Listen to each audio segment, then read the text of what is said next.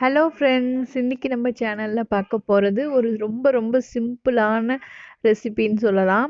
Mushroom, capsicum, pepper fry எப்படி பண்ணுறதுன்றத இப்போ பார்க்கலாம். ஒரு கடாயில் கொஞ்சமாக எண்ணெய் விட்டுக்குங்க. ஒரு வெங்காயம் எடுத்திருக்கேன், அதை க்யூபாக நறுக்கிக்குங்க. வெங்காயம் நல்லா வதங்கிட்டே இருக்கும்போது கேப்சிகத்தையும் போட்டு வதக்கிக்கலாம்.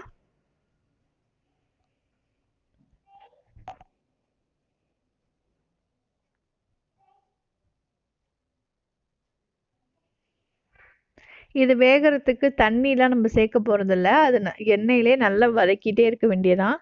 கேப்சிகம் நல்லா வதங்கினதுக்கப்புறமா சோம்புத்தூள்,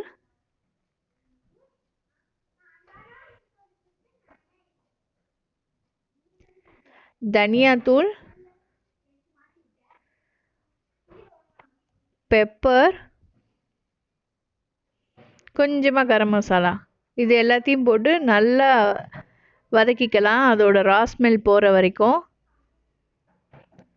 காரத்துக்கு நான் 2 பச்சை மிளகாவை இந்த மாதிரி கட் பண்ணியிருக்கேன், அதையும் போட்டு நல்லா வதக்கிக்கலாம்.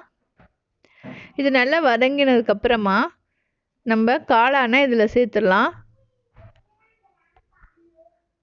நம்ம எக்ஸ்ட்ரா தண்ணிலாம் விடக்கூடாது, காளான்லேருந்தே தண்ணி வரும். ஸோ அதனால் இது நல்லா கிளறி விட்டுட்டே இருக்க வேண்டியதான்.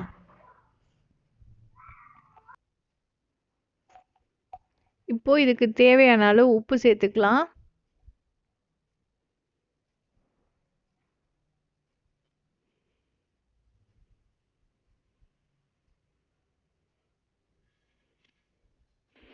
நல்லா மசாலாலாம் கலந்து வர மாதிரி நம்ம கிண்டிக்கிட்டே இருக்க வேண்டியதான். பாருங்கள், தண்ணிலாம் வெளில வந்துடுச்சு.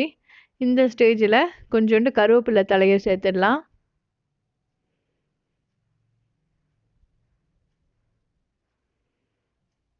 தண்ணி எல்லாம் நல்லா சுண்ட ஆரம்பிச்சிச்சு. இது நல்லா சுண்டி உதிரி உதிரியாக வந்துடும். அந்த ஸ்டேஜில் நமக்கு ரெடி ஆயிடுச்சு பெப்பர், காளான், குடைமிளகாய் வறுவல். இந்த ரெசிபி உங்களுக்கு பிடிச்சிருந்தா ட்ரை பண்ணி பாருங்கள். மறக்காமல் கமெண்ட்ஸை என் சேனலுக்கு சென்ட் பண்ணுங்கள்.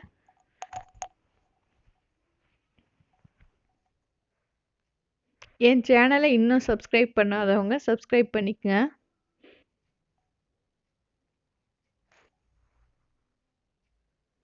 Thanks for watching.